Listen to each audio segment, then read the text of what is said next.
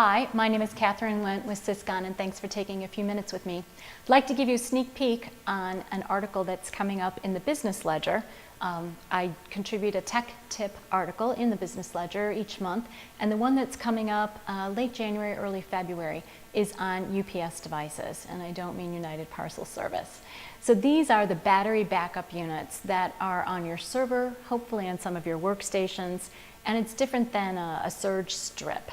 So we've got some details that we wanted to share with you. I'll keep this brief and you can read more about it in the blog and in that tech tip article, and we'll be running it in an upcoming Syscon newsletter as well. So one of the easiest ways to protect your equipment, your electrical equipment, and I'm going to focus on your computers right now, is to have that battery backup unit in place. It does several things. Obviously, it's when you have surges of power, that's difficult on the electronics. But did you also know that a reduction in power, which is referred to as a brownout, is also very difficult on the equipment?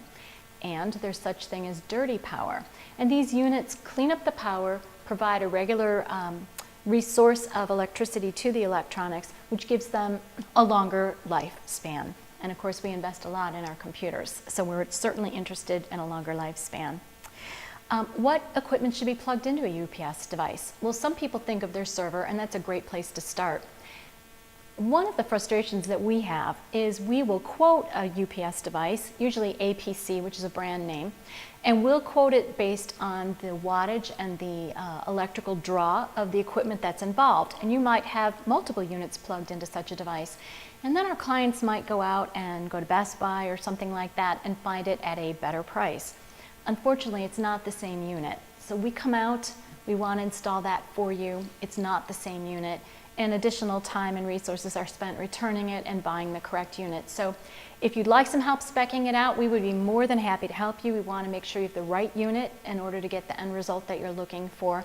And less expensive is not necessarily equal in what it provides for you.